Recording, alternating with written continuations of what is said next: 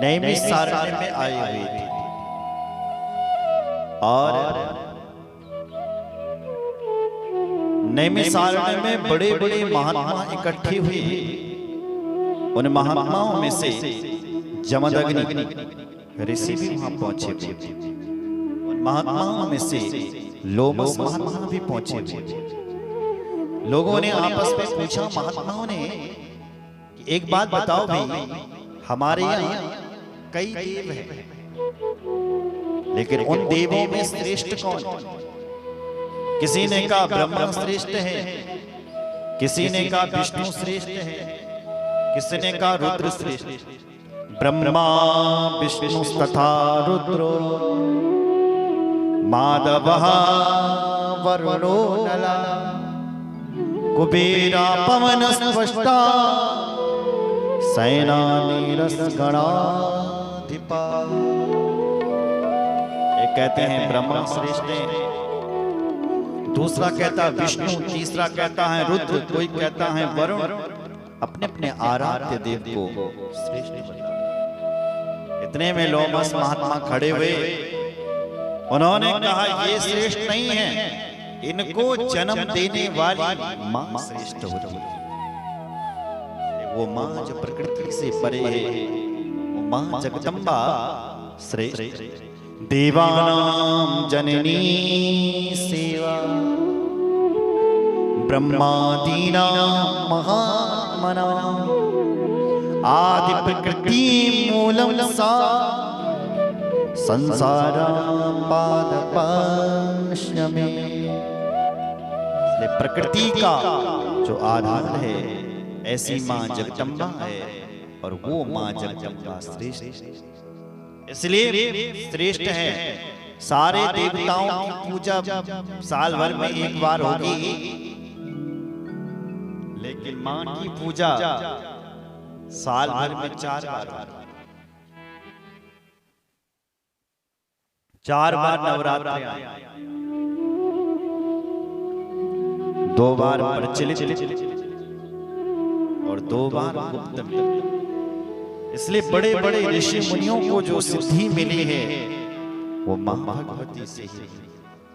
राजन, एक समय की बात थी, मां भगवती का जो मंत्र है 9 अक्षरों वाला नवान मंत्र है, इस मंत्र का कोई एक शब्द भी पढ़ ले, एक शब्द भी जप लेता है तो उससे वो व्यक्ति विद्वान हो जाता है। चामुंडाय नीचे जो ये मंत्र है, इस मंत्र के प्रताप से विद्वान हो जाता है। कैसे महाराज? एक समय की बात थी, कौशली सुदुज का कश्चिद देवदत्ते विस्तृता अनपत्यस्य कारिष्टे पुत्राया विधिपूर्वकम्। कौशल नरेश थे जिनका नाम था देवदत्त, अयोध्या के राजा। इनकी कोई संतान नहीं थी, तो वशिष्ठ जी ने कहा यज्ञ करो। तो यज्ञ प्रारंभ हुआ। यज्ञ का आचार्य उस समय गोविल महात्मा का नाम चलता था। उसके बाद श्रृंगी आया। उस समय जो यज्ञाचार्य बहुत बड़ा नाम चलता था, तो गोविल महात्मा का चलता। गोविल महात्मा यज्ञ करने के लिए गए और देवदत्त से यज्ञ करवाने लगे। अब क्या हुआ कि हो सकता है पंडित जी ने थोड़ा मंत्र गलत बोल दिया, हो सकता है वेदों में स्वर लगते हैं तो स्वर थोड़ा गड़बड़ हो गया। तो देवदत्त ने पकड़ लिया, है महाराज ये तुम क्या गलत मंत्र बोल रहे हो, गलत स्वर लगा रहे हो। पूजा करते हुए ब्राह्मण को टोकना नहीं चाहिए। इसने टोक लिया। ब्राह्मण ने तुरंत बोला, है ज्यादा विद्वान बन रहा, खुद कर ले अपनी पूजा, और मैं श्राप देता हूं तेरे को, जिस पूजा को तो अपने बेटे के लिए कर रहा है ना, मेरा बेटा तो जरूर पैदा होगा, पर बहुत बड़ा मूर्ख पैदा होगा। जा, छोड़ के चले गया। गोविलस्तु तदोवाच देवदत्तं सुतो पिता मूर्खस्ते भविता पुत्र सट शब्द विवर्जिता। जाओ तेरे घर में मूर्ख बेटा पैदा होगा, ऐसा श्राप दे करके चले गया। यज्ञ तो उसी समय पूरा हो गया जब ब्राह्मण चले गया, तो कैसे? उसकी पत्नी गर्भवती भी हुई और एक बेटा पैदा हुआ। जैसे बेटा पैदा हुआ, लोगों ने कहा मूर्ख है, मूर्ख है, मूर्ख है, घर में ही कहने लगे। वो बेटा किसी से बोलता नहीं था, हमेशा मौन रहता था, उसने आज तक बोला ही नहीं। लोग बोले अरे कुछ बोले नहीं, माता पिता ने भी कह दिया है कि ये मूर्ख है, मूर्ख पुत्रा पुत्रत्वम परम वेद विदो विदु तथापि ब्राह्मणो मूर्खा सर्वेषां विद्यते वही। कहने लगे ये मूर्ख है, मूर्ख है। जब लोगों ने कहा, उसकी पत्नी ने, रोहिणी ने भी कहा कि ये मूर्ख है, मूर्ख है, उसका नाम रखा दिया वो तथ्य, उसका नाम। बात बाहर चले गई तो गांव वालों ने भी कहा ये मूर्ख है, मूर्ख है। जब उस बालक को बार बार ये सब बोलने लगे तो उसने घर ही छोड़ दिया। जब समझदार हुआ, कहने मुझे इतने लोग कह रहे हैं मूर्ख, माँ बाप कह रहे हैं, तो लोगों ने तो कह नहीं था। घर छोड़ा तो वन में चले, गंगा के किनारे रहता है, किसी से बोलता नहीं। उसने नियम लिया कि मैं बोलूंगा तो सत्य बोलूंगा, नहीं तो बोलूंगा ही नहीं। नियमं च परम कृत्वा नान्य सत्यम ब्रवीमि। मैं बोलूंगा तो सत्य बोलूंगा, नहीं बोलूंगा तो बोलूंगा। समय बीता महाराज, पूरे 12 साल बीते, इसने बोला। एक दिन ये गंगा के किनारे बैठा हुआ था और मन में सोच रहा, क्या? प्राणाग्नि होत्रम नो वेद बलिदानम न चातिथम न संध्यम समितो न वेद च तथा मुनि। मेरे जीवन को धिक्कार है कि मैंने, देखो, मनुष्य का शरीर धारण करके मैंने अपने हाथों से हवन नहीं किया, मैंने कभी प्राणायाम नहीं किया, मैंने कभी दान नहीं किया, संध्या नहीं की। धिक्कार है मेरे, धिक्कार। संध्या नहीं, पाठ पूजा नहीं, दान नहीं, कुछ नहीं, इसलिए कह रहे हैं धिक्कार है। पर ये एक काम बहुत सुंदर करता है, सत्य बोलता है, सत्य बोलता है। जय श्री राम। 12 साल बीत गए, सत्य बोलने लगा। एक दिन मन में ध्यान आया, 12 साल बाद मेरे जीवन को धिक्कार, जीवन को धिक्कार। 12 साल बाद क्या हुआ कि एक बहेलिया जंगल में आया, उसके हाथ पर धनुष था और शिकार खेलने के लिए आ रखा था जंगल में। अचानक वो तथ्य भी जंगल में बैठा हुआ था। अचानक उसने मृग को देखा और उसने बाण छोड़ दिया बहेलिया ने। जैसे ही बाण छूटा उस मृग को वो बाण लगा, जैसे ही मृग को वो बाण लगा तो उसके मुख से निकला, क्या शब्द निकला? वो ये ऐं शब्द माता रानी का बीज मंत्र है। ह्रीं क्लीं, पहला जो अक्षर निकला इसके मुख से, ऐं शब्द। तो ऐं शब्द बोलते महाराज ये विद्वान हो गया, ऐसा लिखा हुआ। जैसे इसके मुख से माता रानी का बीज मंत्र का एक शब्द निकला तो ये उसी से विद्वान हो गया। वो बहेलिया इसके पास आया, उस मृग को तो बाण लगा, भाग गया झाड़ी के अंदर, पता नहीं चला किधर भागा, लेकिन बहेलिया इसके पास आया और कहने लगा, ए भाई, क्या तूने उस मृग को देखा है? वो किधर गया होगा, किधर गया होगा? इसके मुख से एक श्लोक निकला, क्या निकला? या पश्यति नशा ब्रूते या ब्रूते शान पश्यति अहो व्याधि स्वकार्यार्थिं किं प्रक्षसे पुनः पुनः। ए व्याध, मैं तुझे नहीं बता सकता। न पश्यति नशा भूते या भूति शान पश्यति।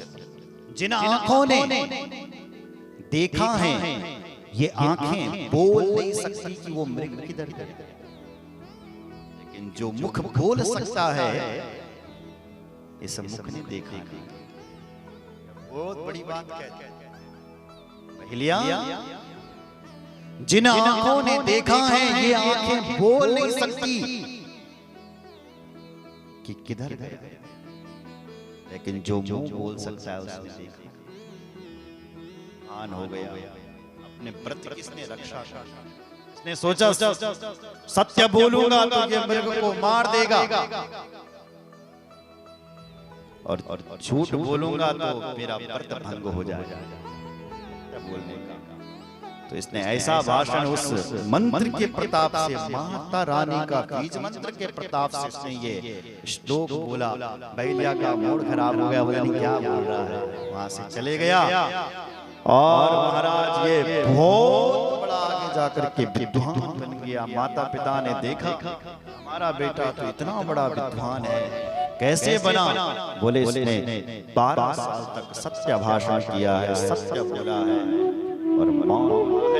और माता रानी का बीज मंत्र इसको मिल गया, इसलिए ये विद्वान बन गए। जय श्री राम।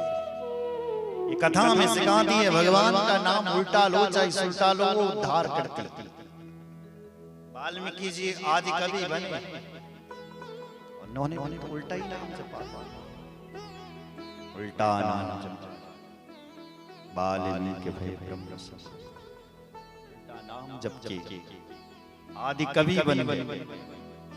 बोलो जय श्री राम। माँ का नाम या भगवती का नाम जैसे भी लोगे वो हमारा उद्धार। देखो भाई, गलती से यदि तुम बिजली का तार पकड़ोगे तो करंट तो लगेगा। तुमने गलती से करंट तो लगे, गलती से तुमने यदि जहर पी लिया तो मरना पड़ेगा। उसी प्रकार भगवान का नाम यदि गलती से भी कोई ले लेता है, वो नाम उसको विद्वान और महान और उसका उद्धार कर देता है। क्योंकि भगवान से बड़ा भी भगवान का नाम होता है। कहाँ लगी नाम बड़ा, राम न सकई नाम गुण गा, राम न सकई राम गुण गा। कहाँ लगी नाम बड़ाई, राम न सकई राम गुण गाए। अरे भगवान राम से भी पूछो कि हे राम जी, आपकी नाम की महिमा क्या है? राम भी नहीं बता सकता कि मेरी नाम की महिमा। जय श्री राम। भगवान का नाम उद्धार करा देते। श्रीमद् भागवत कथा सुनी होगी, उसमें एक अजामिल है जिसने धोखे से अपने बेटे का नाम नारायण रख दिया। धोखे से उसके मुख से नारायण निकल गया, उसी से उसका उद्धार हो गया। इसलिए पुराने जमाने में लोग नाम भी कैसे सुंदर रखते थे ना, राम सिंह नहीं रखते थे, सत्यानंद, राम प्रसाद और शांति प्रसाद। भगवान के मोहन सिंह, श्याम सिंह, राम सिंह। अब तो नाम पता नहीं क्या क्या, चिंटू, पिंटू। आज की माँ कहना की सेवा करके कृष्ण का ही नाम रख रहा। हमारे तो कहना वही घर पर कहना। जब से भागवत की कथा इस 10 सालों से बहुत हो रही है, 2010 से लगातार हो ही रही है। बहुत कथाएं शुरू हो गई इन 10 सालों से, इतनी कथाएं हो रही है। गली हर मोहल्ले में कृष्ण भक्त बन गए और हर घर में कान्हा पैदा हो गया। जहाँ भी देखो कहनो से तुम्हारा बेटा बोले कान्हा,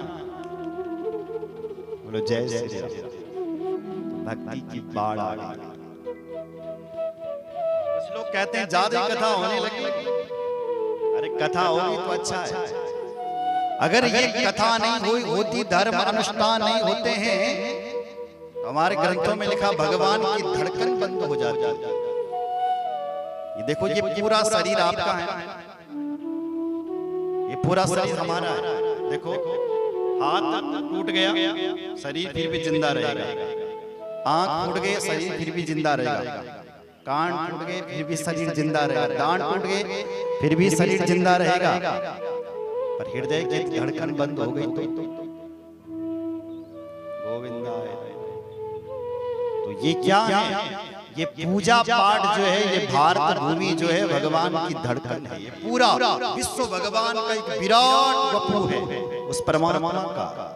भारत भूमि भगवान की का हृदय और भारत भूमि में जो पाठ पूजा चल रहा है, जो कथाएं चल रही है, ये भगवान की धड़कन चल रही है। जिस दिन ये धर्म की धड़कन बंद हो गई, कथाएं बंद हो गई, आरती बंद हो गई, पूजा पाठ बंद हो गई, धर्म अनुष्ठान बंद हो गए, उस दिन भगवान की धड़कन बंद हो जाएगी। ऐसा भी धड़कन बंद हो गई तो प्रलय आ जाएगा, सूर्य छिप जाएगा, वर्षा होनी बंद हो जाएगी, काल पड़ जाएगी, लोग मरेंगे। जब तक आप जैसे धर्मात्माओं की वजह से ये धर्म अनुष्ठान हो रहे हैं, तब तक भगवान की धड़कन चल रही है। जिस दिन इन दुष्टों ने ये कथाएं बंद कर दी, धर्म अनुष्ठान बंद कर दे, उस दिन भगवान की धड़कन बंद हो जाएगी और प्रलय आ जाएगा। प्रलय कैसे आएगा? सूखा पड़ जाएगा, गंगा यमुना छिप जाएगी, पहले लुप्त हो रही हो जाएगी, वर्षा होनी बंद हो जाएगी, पानी का बूंद नहीं मिलेगा। इसलिए अपने धर्म की रक्षा करने के लिए कथा, पूजा पाठ और जरूर बोलो जय श्री राम। ये प्रश्न ही मत लेना कि क्यों ये कथा हो रही है। कथा होनी चाहिए। तो आज मां भगवती की कृपा से ये सत्यव्रत विद्वान जन्मे मैंने पूछा, गुरुदेव मां भगवती को क्या प्रिय? तो श्री वेद व्यास जी कहते हैं, राजन मां भगवती को तीन चीजें बहुत प्रिय। पहला है पाठ, दूसरा है यज्ञ और तीसरा है कन्या पूजन। तीन चीजें मां भगवती को प्रिय। बोले गुरुदेव आप हमें यज्ञ के बारे में बताइए। इस पर श्री वेद व्यास जी कहते हैं, सुनो राजन, सुन राजन प्रवक्ष्यामि दिव्या यज्ञं विधानत त्रिविधं तु सदा ज्ञेयं विधि दृष्टेन कर्मणा। सुन राजन प्रवक्ष्यामि दिव्या यज्ञ विधान। अब मैं देवी भगवती का यज्ञ का विधान बता रहा हूं। हे राजन ध्यान, हे राजन यज्ञ भी तीन प्रकार के होते हैं। कौन कौन से गुरुदेव? बोले सात्विकम राजसम च तामसम च तथा परम। पहला यज्ञ है सात्विक यज्ञ, दूसरा यज्ञ है तामस यज्ञ, तीसरा यज्ञ है राजस यज्ञ। ये तीन प्रकार के यज्ञ होते हैं। बोले गुरुदेव इनका विवेचन कीजिए, विस्तार से बताइए। इस पर श्री वेद व्यास जी कहते हैं, सुनो राजन, तामसम राजसानां वे ज्ञानिनां तो गुणोर्जितम् विमुक्तानां ज्ञानमयम् विस्तदात्र विविमिते। हे राजा, जिस यज्ञ में काट मार होती, ऐसे यज्ञ को तामस यज्ञ कहा गया। जिस यज्ञ में जबरदस्ती धन लिया जाता है, ऐसे यज्ञ को भी तामस यज्ञ कहा गया। ये जो दक्ष का यज्ञ सुना है, हरिद्वार में कनकल में इसने यज्ञ किया दक्ष ने। तो दक्ष ने जो यज्ञ किया था वो तामस यज्ञ था। में काट मार हुई थी, भयंकर लड़ाई झगड़ा दुश्मनी। तो जहां काट मार होती है उस यज्ञ को तामस यज्ञ कहा गया। हमारे गढ़वाल में भी ये तामस यज्ञ बहुत चलते थे, तो बंद हो गए। जगह भागवत कथा, राम कथा होने लग गई। पहले तो न जाने कैसे कैसे मार क्या तामस यज्ञ होना। तो जहां काट मार होती है उसका नाम तामस यज्ञ। हे राजन, जो यज्ञ दिखावा के लिए होता है ऐसे यज्ञ को राजस यज्ञ कहा गया। फलाने ने भागवत कराई, मैं उससे बड़ी कराऊंगा, मुझे ही दिखा रहे थे। तो जो यज्ञ दिखावा के लिए होता है ऐसे यज्ञ को राजस यज्ञ कहा गया। हे राजा, जो यज्ञ अपने लिए नहीं दूसरे के कल्याण के लिए किए जाते हैं ऐसे यज्ञ को सात्विक यज्ञ कहा गया। जो जगत के विश्व के अपने कल्याण के लिए ऐसे यज्ञ को सात्विक यज्ञ कहा गया। तो ये यज्ञ भी सात्विक हो रहा है आप सबके कल्याण के लिए। बोलो जय जय। गुरुदेव, यज्ञ में कितनी शुद्धि चाहिए? बोले सुनो राजा। द्रव्य शुद्धि, क्रिया शुद्धि, मंत्र शुद्धि भूमिपा भवेत् यदि तदा पूर्णं फलं भवति नान्यथा। हे राजा, सबसे पहले यज्ञ करवाने के लिए द्रव्य शुद्धि, पैसा शुद्ध, धन शुद्ध। धन शुद्ध कब होता है? जब हमारे घर का दशमांश दान जाता है। मतलब आप दिन के 1000 रुपए कमाते हो, 100 रुपए का दान कर दो, फिर वो दशमांश हो गए। बोलो जय श्री राम। दशमांश नहीं करते हो तो 2 अंश। बोलो जय श्री राम। कुछ न कुछ दान अवश्य करने चाहिए। दान देने से हमारे धन शुद्ध होता है। और जो धर्म वाले लोग हैं उनके यहाँ 20 अंश दान जाता है। जो मुसलमान लोग होते हैं हमसे न जाने क्या क्या बेच बेच करके 20 अंश दान कर देते हैं। बोलो जय श्री राम। 10,000 कमाएंगे तो 2,000 का दान दे देंगे। और हमारे धर्म में दशांश बताया गया है, 10 कमाओ तो 1000 का दान करो। बोलो जय श्री राम। 1000 कमाते तो 100। जो लोग धर्म के लिए दान नहीं करते हैं उनका धन वो तीसरी पीढ़ी में जाकर के बर्बाद हो जाता है। धन के 3 उपयोग होते हैं। पहला भोग, पहला दान, दूसरा भोग और तीसरा विनाश। इसलिए पहले दान दे दो, नहीं तो भोग कर दो, नहीं तो तीसरा हॉस्पिटलों में खर्च हो जाएगा, ऑटोमेटिक बीमारी उत्पन्न हो जाएगा। हे राजन, द्रव्य शुद्धि, धन की शुद्धि। दूसरी है क्रिया शुद्धि। जब आप पूजा पाठ में बैठो तो नहा धो करके बैठो। जब आप पूजा पाठ में बैठो तो सत्य बोल करके बैठो। आसन शुद्ध करके, तिलक लगा कर, शिव जी का अभिषेक कर, किसी को नीचा न दिखा करके, किसी का अपमान न करके क्रिया शुद्धि होनी चाहिए, तब उसका फल मिलेगा। उसके बाद है राजन द्रव्य शुद्धि, क्रिया शुद्धि। मंत्र शुद्धि भूमिपा। हे राजा, तीसरा है मंत्र शुद्धि। किसी पढ़े लिखे आचार्य से यज्ञ कराओ, दक्षिणा भले थोड़ा ज्यादा देनी पड़े, पर पढ़ा लिखा। मंत्र शुद्धि, मंत्र शुद्धि